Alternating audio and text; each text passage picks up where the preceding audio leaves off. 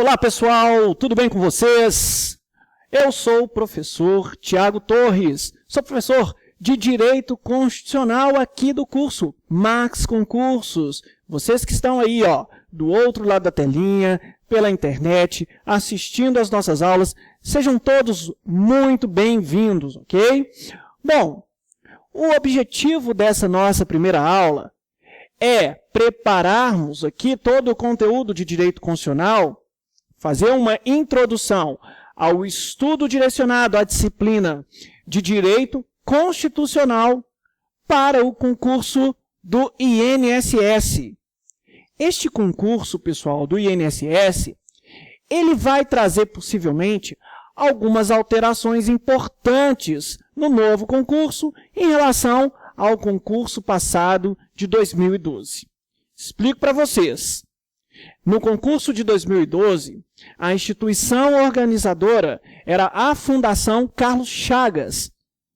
Para o concurso de 2015, já está contratada, já está definida a instituição CESP-UNB. Portanto, a nossa forma, a nossa didática, a nossa metodologia de aulas será baseada naquele último edital, no conteúdo programático para o cargo de técnico do Seguro Social, ensino médio, nível médio, ok? Do edital que era outrora pela Fundação Carlos Chagas. Porém, ainda que trabalhemos com o conteúdo do antigo edital, a nossa forma de trabalhar sempre vai focar na forma de cobrança da instituição CESP-UNB. E olha só, pessoal, nós sabemos muito bem, que para fazer uma prova de CESP, da CESP-UNB, é preciso ter coragem para marcar a questão. Porque nesse tipo de prova, qual seja CESP-UNB, se você marca uma questão errada, você anula também uma questão que você tenha marcado de forma correta. Ok? Então, muitos candidatos aí, por uma questão de conhecimento, ou dúvida ali na hora de marcar a questão, ele acaba deixando a questão em branco justamente para não anular uma possível questão que ele tenha marcado corretamente. E é por essa razão, pessoal, que a CESP-UNB acaba se tornando uma das instituições mais difíceis de fazer provas de concurso, ok? E aí, o que nós precisamos fazer, professor, para enfrentar uma prova CESP-UNB? O que nós precisamos, em primeiro lugar, pessoal, é ter calma, ok? É apenas uma prova e nada mais do que isso. Vai testar os seus conhecimentos. Mas nós precisamos estudar com afinco e compreender de forma total todo aquele conteúdo que está no último edital e que possivelmente será tema cobrado no próximo edital. Ok? Bom, quero convidar a todos a essa primeira aula, vocês sabem, vocês se inscreveram aí na plataforma Max Concursos e já viram que essa primeira aula que vocês estão tendo comigo agora é uma aula inteiramente gratuita. E eu sou muito feliz de oferecer, de estar podendo aí ajudar a plataforma Max Concurso a liberar esta aula para vocês, porque aí vocês podem atestar a qualidade dessa minha aula e aí passar, ao mesmo tempo, iremos passar para vocês, através dessa minha aula, a confiança para que vocês estudem com os outros professores.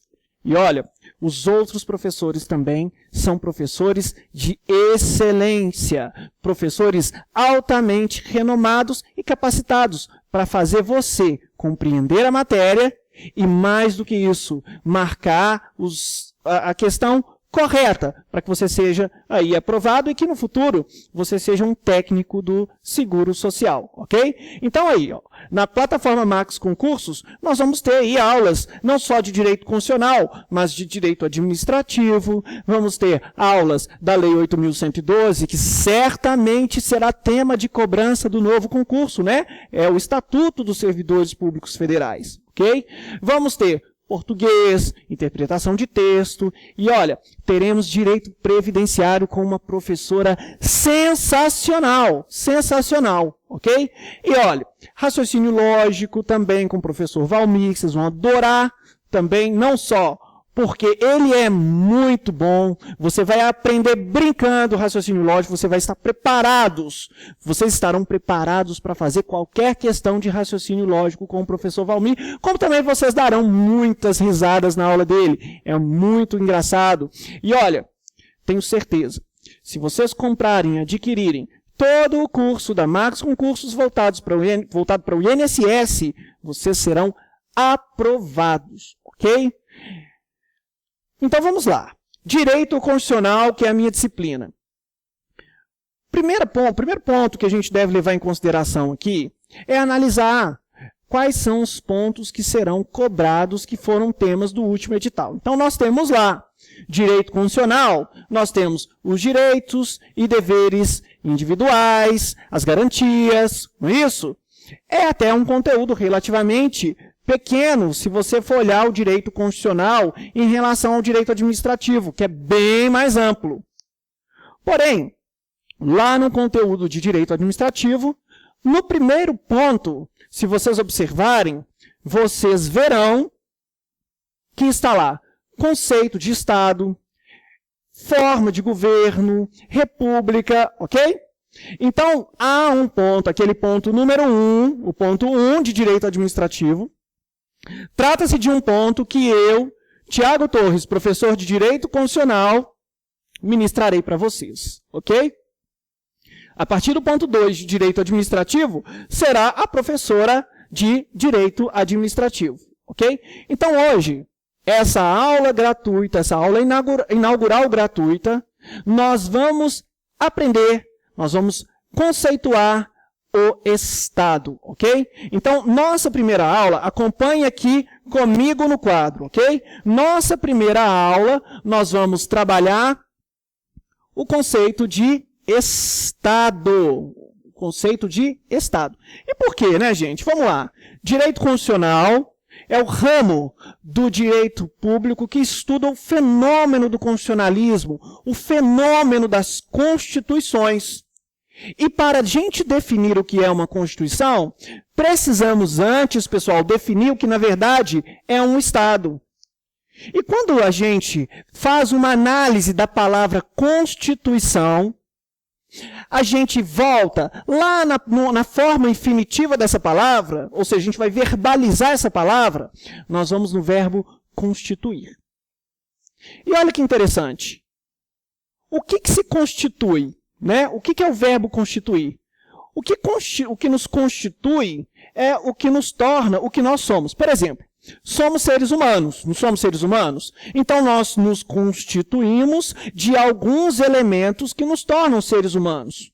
Um carro é um carro porque se constitui de elementos que tornam aquele objeto um carro. Então quais são esses elementos, professor? Olha, para que a gente defina aquele objeto como um carro, ele precisa ter roda, ele precisa ter volante, ele precisa ter motor, não é isso? A Constituição que nós vamos estudar aqui, pessoal, é a Constituição dos Estados. É a Constituição dos Estados. E quando nós falamos, pessoal, quando nós falamos de Estado, nós não nos referimos àquele Estado membro, não. Nós não nos referimos, por exemplo, ao Estado de Minas Gerais, do Rio de Janeiro, Estado de São Paulo. Né? Nós não nos referimos aos Estados membros. Quando falo de Estado aqui para vocês, pessoal, nós falamos do Estado como um país, como uma nação.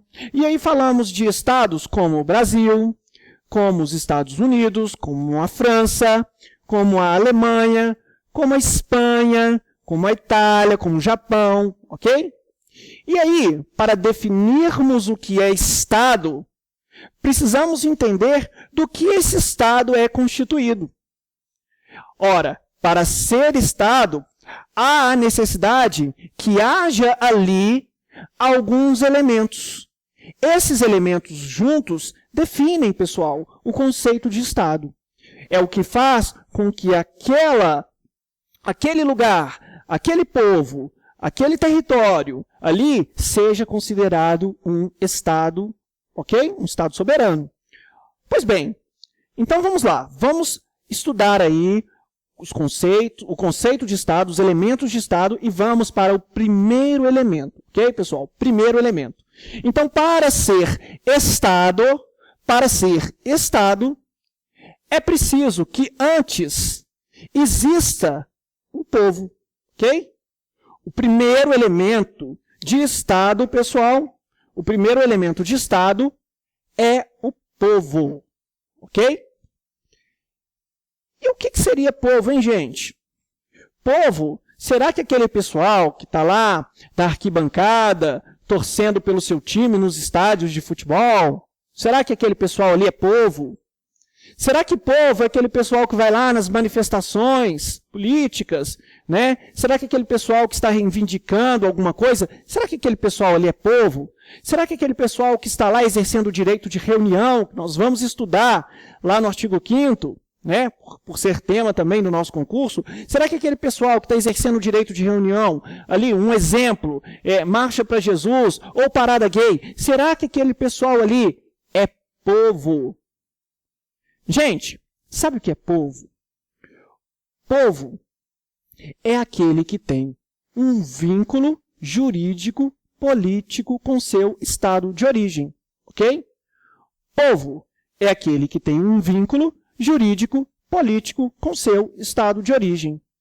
Este é o conceito de povo, ok? E olha, nós não podemos dizer que povo é igual a população. Povo é diferente, pessoal. Povo é diferente de população. Por quê, professor? Por que povo é diferente de população? População, pessoal, é apenas um conceito numérico. É apenas um conceito demográfico. Ok? Por exemplo, quando nós tivermos aqui as Olimpíadas no ano que vem, as Olimpíadas em 2016, ou quando realizamos aqui, fomos sede da Copa do Mundo, o que aconteceu com o Brasil naquele momento? Naquele momento, pessoal, nós recebemos vários estrangeiros, não foi? Estrangeiros vindo de todos os lugares, não é? Para torcer ali pelos seus esportistas, não é isso? Aí eu pergunto para vocês, quando aqueles estrangeiros ficaram aqui, residiram aqui, ali, mesmo que seja por um mês, aqueles estrangeiros, eles fizeram parte da população, hein? Aqueles estrangeiros, pessoal, eles fizeram parte da população, sim. São população. A população do Brasil, então, naquele momento, ela aumentou. Naquele momento, a população cresceu, ok? Mas, aqueles estrangeiros que, então, agora, neste meu fatídico exemplo, fazem parte da população, eles podem ser considerados povo brasileiro?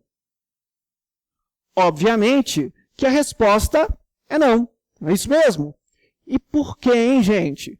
Por que aqueles estrangeiros que aumentaram a população do Brasil naquele determinado momento não fazem parte do povo brasileiro? Sabe por quê, pessoal? Porque eles não possuem um vínculo jurídico político com o seu Estado, com o Estado brasileiro, no caso. Eles até possuem um vínculo jurídico político com o Estado de origem deles.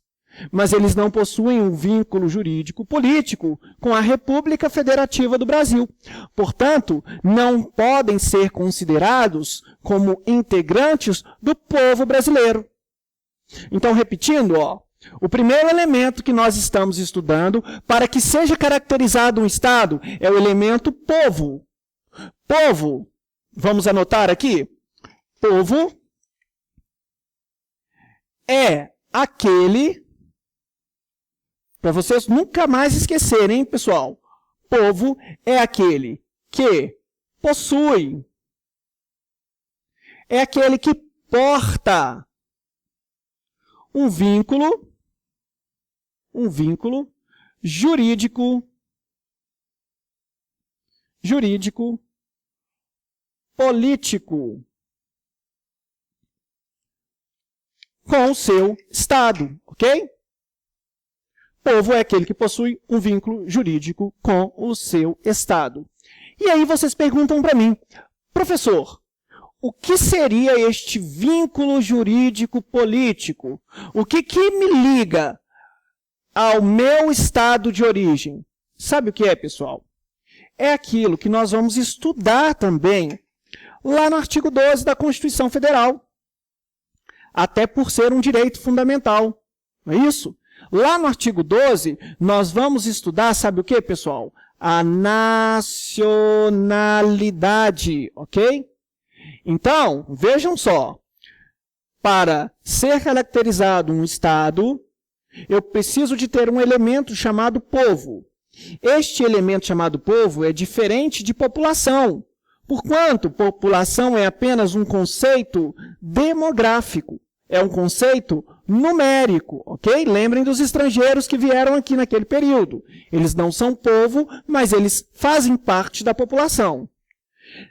Povo, então, é aquele que tem, aquele que possui, aquele que porta. O que ele está portando, hein, gente? Um vínculo jurídico político. E este vínculo jurídico político chama-se o quê, hein? Chama-se nacionalidade, ok? E aí, é claro, né, pessoal, que quando chegarmos à hora de estudar o artigo 12, nós veremos que a nacionalidade se dá de duas formas, né? Ou o brasileiro ele é nato, ou o brasileiro é o quê? Naturalizado, ok? Portanto, estamos aí estudando o primeiro elemento do Estado. O primeiro elemento é povo, que é um povo, é aquele que porta, aquele que possui o vínculo jurídico-político. Este vínculo jurídico-político recebe o nome de nacionalidade, ok? É um direito fundamental. E nós vamos estudar no seu devido tempo, até por ser tema importantíssimo aí no nosso estudo para o INSS, ok? Pois bem, pessoal, superado o elemento povo, nós vamos passar a estudar agora o segundo elemento para que seja caracterizado ali um Estado, ok? E o segundo elemento que nós vamos estudar, pessoal, é o território, ok? Então, olha só, que interessante, hein? Vimos que para haver um Estado, é preciso que haja um povo. Além de povo, é preciso que também exista um território, ok? E o que é o território, hein, pessoal? Vamos anotar aqui, ó. Território é a delimitação. Território é a delimitação geográfica. É a delimitação geográfica de um Estado, ok? Território é a delimitação geográfica de um Estado. E aí, quando vimos esse conceito, a gente já imagina aquele mapa do Brasil, não é, pessoal? É algo mais ou menos assim, ó. Não é? O Brasil não é uma coisa assim, mais ou menos, né?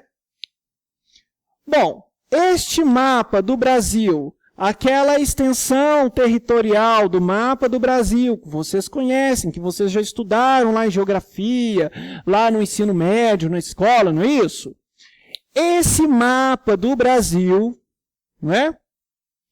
Ele é território brasileiro? Gente, aquele mapa do Brasil, que se situa lá na América do Sul, é sim território brasileiro. Ali é o nosso território, território da República Federativa do Brasil, ok? Mas olha só, não podemos imaginar que só aquele mapa do Brasil seja apenas aquilo, território brasileiro. Território, pessoal, é bem mais do que isso, ok? Vamos a um exemplo? Olha só. Vejam só, temos aqui uma montanha, temos aqui o mar, Temos aqui uma praia, né? Um mar, ok? A água, ó, que bonitinho, certo? Debaixo da montanha nós temos o subsolo. O subsolo, pessoal, é território brasileiro? O subsolo também faz parte do território brasileiro. Portanto, se for encontrado ali petróleo, pedras preciosas, minério de ferro, ali esses bens são da República Federativa do Brasil, que foram encontrados ali em território brasileiro, ok?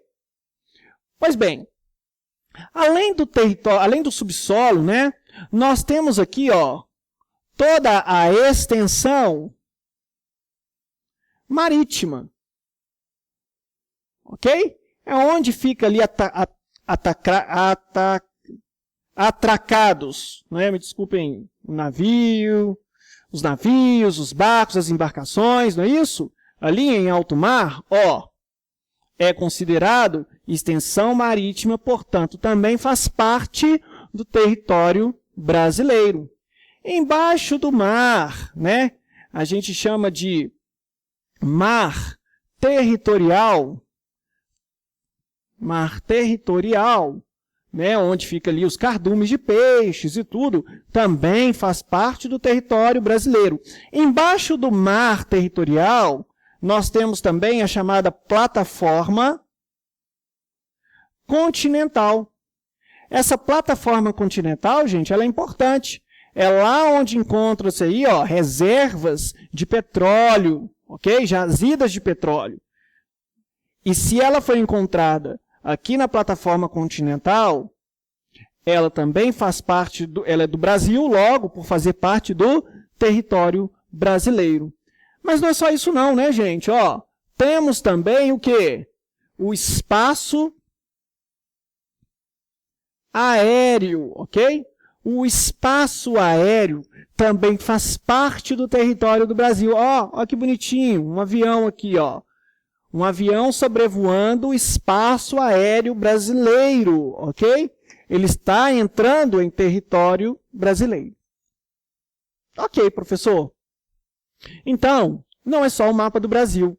Temos o mar territorial, temos a extensão marítima, não é? Até 200 milhas. Ali é considerado o quê? Da costa, 200 milhas para frente é considerado o território da República Federativa do Brasil. Temos a plataforma continental, temos o subsolo, temos o espaço aéreo. E aí eu pergunto para vocês, só isso que seria o território? Está faltando alguma coisa? Tá, né, gente? Olha, vocês já assistiram aquele filme Busca Implacável 2? Já saiu até o 3, mas eu quero falar do 2. Esse filme Busca Implacável 2 tem um ator fantástico chamado Liam Neeson.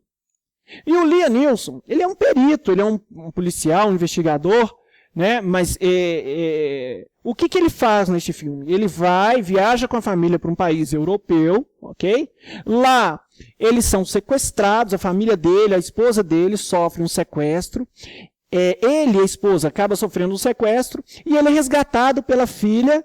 E eles chegam ao momento do filme que eles sofrem uma perseguição, eles estão de carro, né? E ele pede para a filha dele correr em direção ao consulado norte-americano, que é do país dele. Por quê? Porque lá ele estaria protegido. E por que lá ele estaria protegido? Porque ao momento que ele ultrapassar aquele consulado, ele estaria em território norte-americano. Ele estaria sendo protegido. Por quê? Porque ele possui um vínculo jurídico político com o Estado norte-americano. Ok?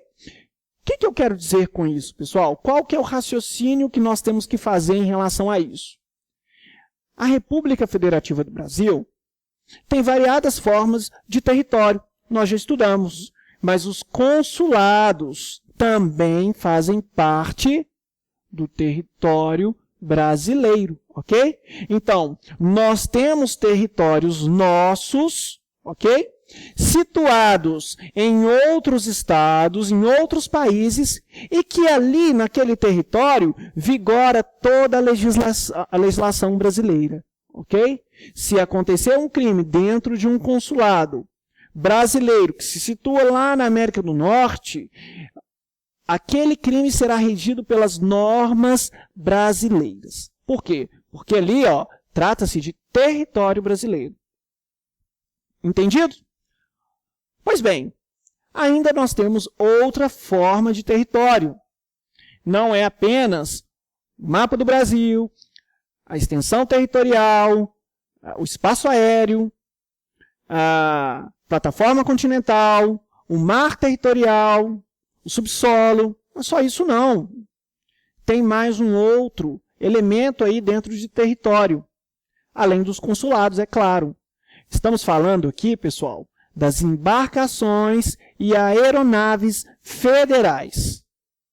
Se a Dilma, nossa presidente, pegar o avião Força Aérea Brasileira e voar para outro país, para outro estado, mesmo que aquele avião esteja em outro estado, dentro dele, ali é o quê? Território brasileiro. Ali vigora a legislação brasileira, ok? Então, as embarcações e aeronaves também fazem parte do território da República Federativa do Brasil, ok? Entendido? Então já estudamos, hein? Para ser Estado, já vimos 2 elementos. O primeiro é o povo, que é aquele que possui um vínculo jurídico com o seu estado de origem. Vimos o território, que é toda a delimitação geográfica de um estado, que não é só aquele mapa do Brasil. E agora, vamos estudar o terceiro elemento. O terceiro elemento, pessoal, é a soberania, ok? Soberania. Também chamado de governo soberano. Vocês vão encontrar em prova soberania ou governo soberano. Vocês podem encontrar também outra nomenclatura, poder ou poder soberano, ok? Então vejam só, para ser Estado, eu preciso de povo, eu preciso de território, mas eu também preciso de um outro elemento. E este elemento, pessoal, é a soberania, ok? A soberania, ou o governo soberano, ou o poder soberano, ela se dá de 2 acepções, ok? A soberania, nós vamos estudar também lá no artigo 1º da Constituição, inciso 1. É um dos fundamentos da nossa República Federativa do Brasil. É um dos pilares da República Federativa do Brasil, ok? Soberania, pessoal, é muito importante. Se não haver ali, se não tiver, ainda que haja um povo, ainda que haja um território, se não tiver um poder soberano, ali não pode ser caracterizado um Estado, ok?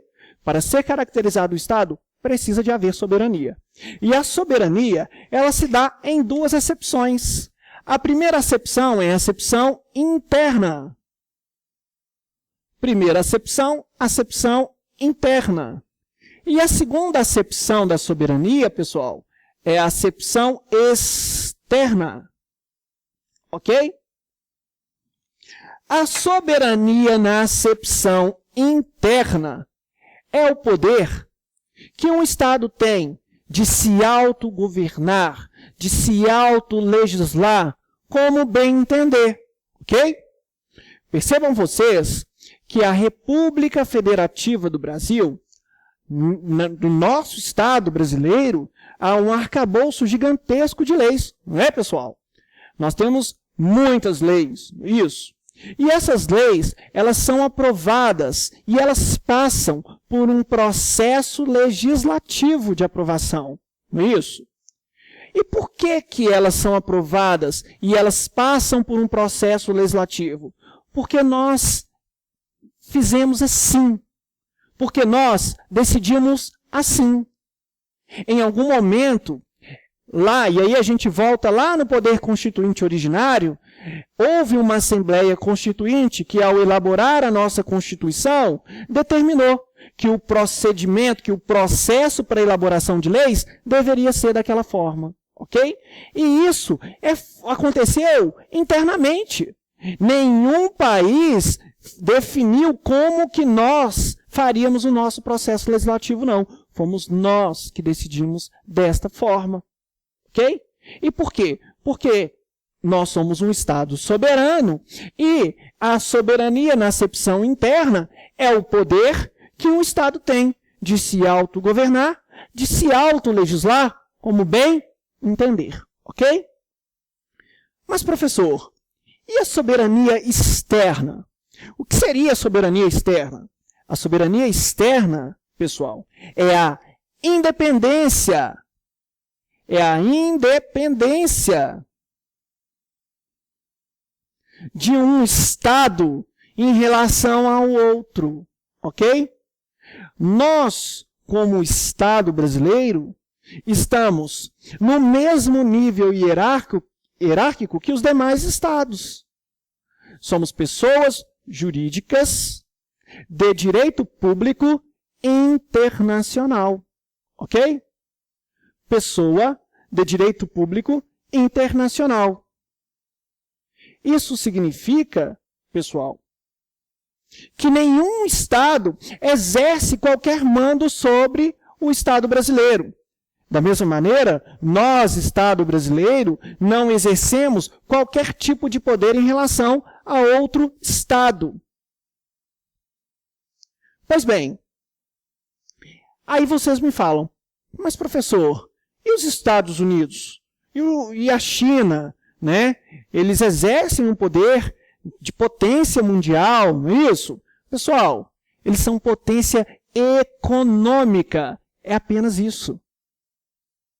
Isso não significa dizer que eles, por serem uma potência econômica, exercem algum tipo de poder sobre o nosso Estado. Ok?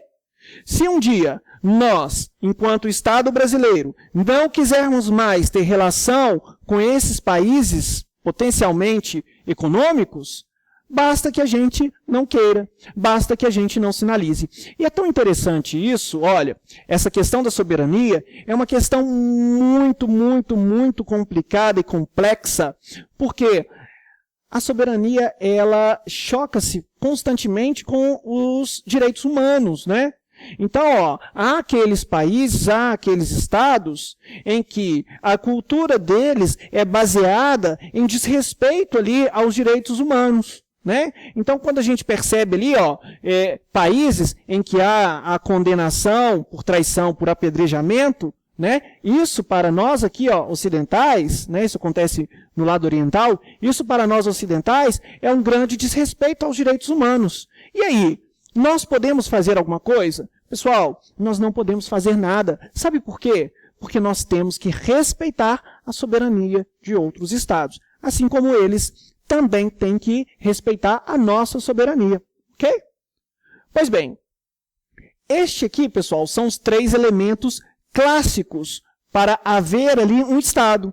Então, em prova da CESP, aqui eu vou finalizar aqui o nosso conteúdo com uma questão aqui da CESP, apenas uma assertiva, para vocês perceberem isso.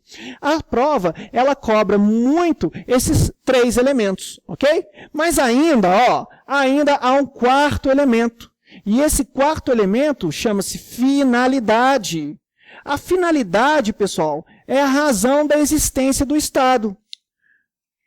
Por que o Estado existe, hein, gente? O Estado existe para promover o bem comum, né?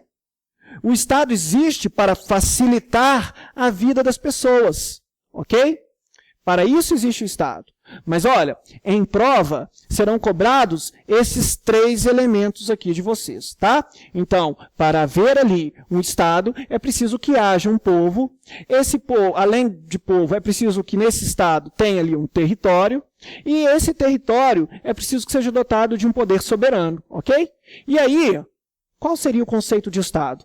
Muito simples, né? O Estado, conceito de Estado, é um dado povo que vive num dado território dotado de soberania, ok? Então, assim, pessoal, finalizamos aqui a nossa parte teórica, né, dessa disciplina, elementos de Estado. Está lá, dentro de direito administrativo, embora eu, professor de direito constitucional, esteja ministrando para vocês, também por ser um tema de direito constitucional, né, mas no edital podem conferir. Está lá em direito administrativo, ok? Mas não importa, ministro aqui para vocês com prazer. Está dentro da minha disciplina mesmo, então é o meu dever ministrar para vocês.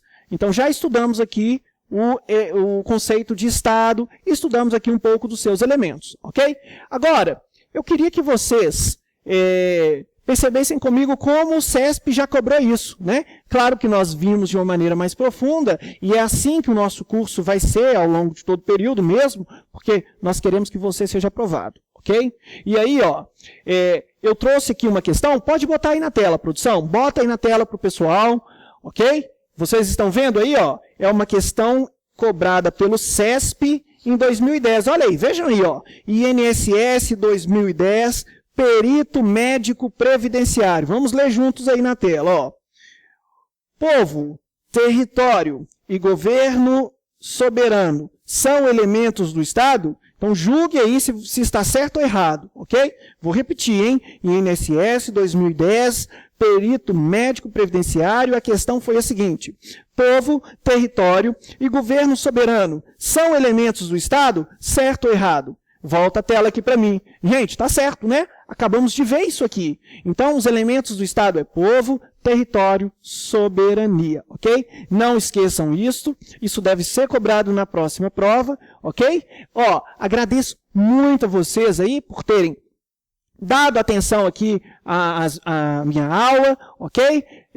Eu espero encontrar vocês, viu, pessoal? Eu espero encontrar vocês aqui, ó, na minha próxima aula. Essa aula aqui, como vocês sabem, foi apenas uma aula para que vocês degustassem um pouquinho do que ter aula com o professor de Direito Constitucional aqui, ok? Com o Thiago Torres. Mas eu espero vocês no segundo encontro, tá? No segundo encontro, nós vamos aprofundar mais ainda na disciplina de Direito Constitucional, nós vamos fazer mais questões CESP, UNB, e ó, o nosso objetivo é aprovar você, ok? Um grande abraço, até a próxima, pessoal. Tchau, tchau.